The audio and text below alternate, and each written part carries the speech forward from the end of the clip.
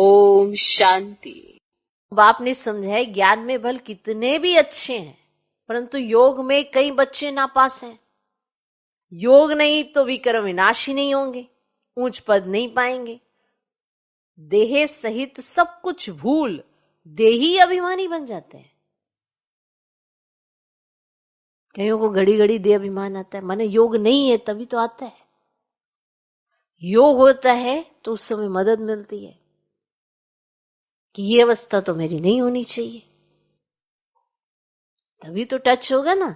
अब ज्ञान तो है कि मुझे देही अभिमानी बनना है, पर याद ही तो नहीं है ना कि बनना है।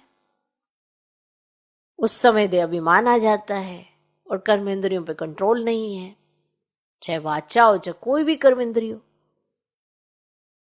तो देह अभिमान आ जाता है। बाद में सोचते हैं ये क्या कर दिया। तो जब बाद में सोचते हैं तो वो उसी समय याद ही नहीं आता। सही समय पर सही बात याद ही नहीं आ रही है तो माना योग कम है। अब अगर योग अच्छा हो जाएगा तो सही समय पर सही बात याद आ जाएगी और हम तुरंत कंट्रोल में हो जाएंगे।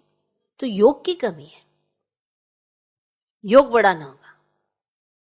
फिर पुराने विक्रम भी विनाश हो जाएंगे और आगे के होंगे ही नहीं। अब पुराना ही खाता विनाश करेंगे, नया खाता नहीं बनाएंगे तो जरूर हल्के हो जाएंगे। अब पुराना खाता भी साथ चल रहा है, देह अभिमानवश नया खाता भी बनाए जा रहे हैं तो भारी ही रहेंगे। फिर ये जीवन ही नहीं लगने वाली है। तो योग की कमी है। तो योग की कमी है तो हमारा कंट्रोल नहीं है हमारी बुद्धि पर, हमारे चिंतन पर, कि ये योग से होता है कि आपकी कर्मेंद्रियां शांत शीतल आप महसूस करते हो, आपको लगता है कि ये होनी चाहिए। तो ज्ञान और योग के कंट्रास्ट को समझना होगा।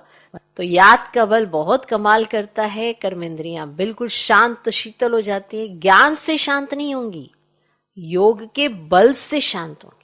आप देखो कि आप कितनी देर में शांत होते हो, घंटे में, 2 में, 3 में, आधा दिन निकाल दिया, 24 घंटे में, हफ्ते में, कितने दिन में कोई बात आपके अंदर अटक गई तो कितने दिन में आप शांत होते हैं। तो ज्ञान और योग का कंट्रास्ट समझना पड़ेगा। ज्ञान तो हम बहुतों को सुना देते हैं पर योग अपना ही नहीं लगता,